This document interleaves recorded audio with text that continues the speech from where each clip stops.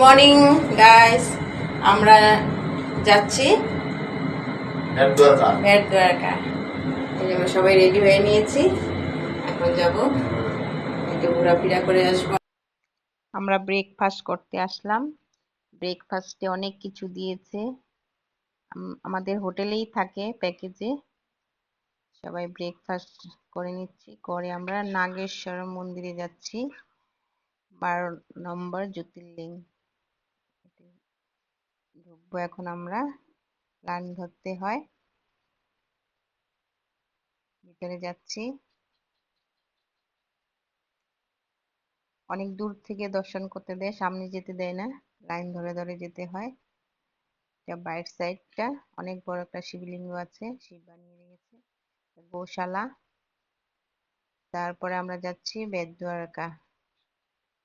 এটা হলো সুদর্শন সেতু, 1-1.5 বছর আগে নতুন বানিয়েছে, খুবই সুন্দর দেখতে।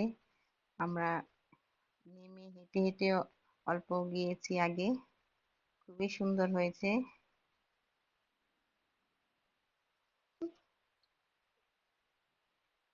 তারপরে চলে গেলাম সোনার দ্বারকা। আমি এই ভিডিওটা আগের ভিডিওতে দিয়েছি, এখানে দেখাইনি।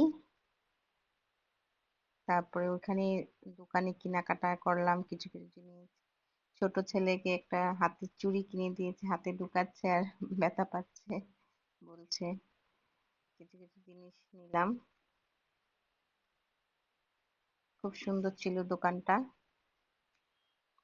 তারপরে চলে গেলাম মকর দুয়ার, যে হনুমানের ছেলে আর হনুমান, ওটা দেখে তারপরে চলে গেলাম 84 ভবন মন্দিরে। এই মন্দিরটা ছোটর মধ্যে খুব সুন্দর সুন্দর ছিল, ভিতরে মার মূর্তি ছিল। তারপরে ওটা দেখার পরে চলে গেলাম সমুদ্রের ধারে শিবের লিঙ্গ, সমুদ্রের মাঝখানে বানিয়েছে, খুবই সুন্দর।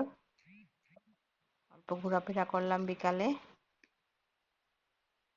করে সমুদ্রের ধারেই আম সুন্দর বিক্রি করছে, ওখান থেকে আম নিয়ে মশলা দিয়ে মেখে দিয়েছে, খেলাম। খেয়ে হোটেলে চলে আসলাম। তারপর সন্ধ্যার টিফিন খেয়েছি, কফি ছিল, মঞ্চুরিয়ান, নুডলস।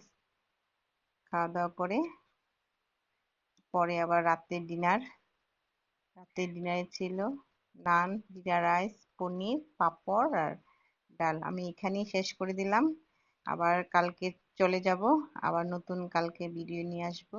গুড নাইট বন্ধুরা, ভালো থেকো।